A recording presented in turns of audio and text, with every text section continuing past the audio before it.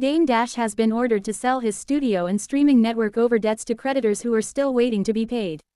Dame Dash's wife Raquel Horn has been ordered by a federal judge in New York to sell her ownership in Dame Dash's business The Dash Group and his other assets to help pay off a growing list of debts. The rap mogul owes over $78,000 to author and filmmaker Edwina Brooks. Brooks sued Dash for copyright infringement in 2019, accusing him of distributing a film based on her Mafia book series without her consent. She won a $78,289 judgment in 2020, which Dash refused to pay. He countersued but lost. As Dash continued to dodge payment, Brooks filed additional lawsuits accusing him of hiding assets and funneling money through shell companies like the Dash Group and Poppington LLC. According to Brooks, Damon Dash owes nearly $100,000 in interest and legal fees on top of the original judgment. After multiple failed attempts to collect, including the Rockefeller auction, she pushed the court to force the liquidation of his remaining assets, and a judge has ordered Dame's wife to pay up out of her share in the businesses. The U.S. District Court for the Southern District of New York has just appointed a receiver to oversee the sale of Horn's interest in the Dash Group, which court filings say is owned 100% by his wife, Raquel Horn.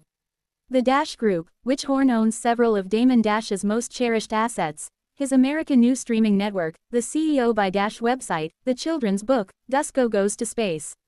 Dame is required to fully cooperate, including handing over documents and granting access to company records.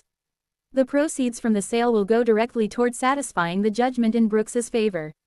The move comes just months after Dash was forced to auction off his one-third stake in Rockefeller Records, a sale that brought in only $1 million, far less than expected. That auction in November 2024 transferred Dash's rights to the label's most valuable asset, Jay-Z's Reasonable Doubt album, to the state of New York.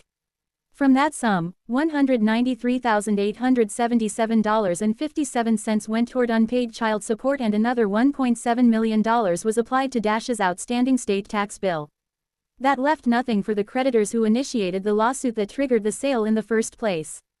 Brooks, filmmaker Josh Weber, and Muddy Water Pictures are still owed $823,000 from a separate judgment involving the film Dear Frank. Dash's financial troubles don't stop there.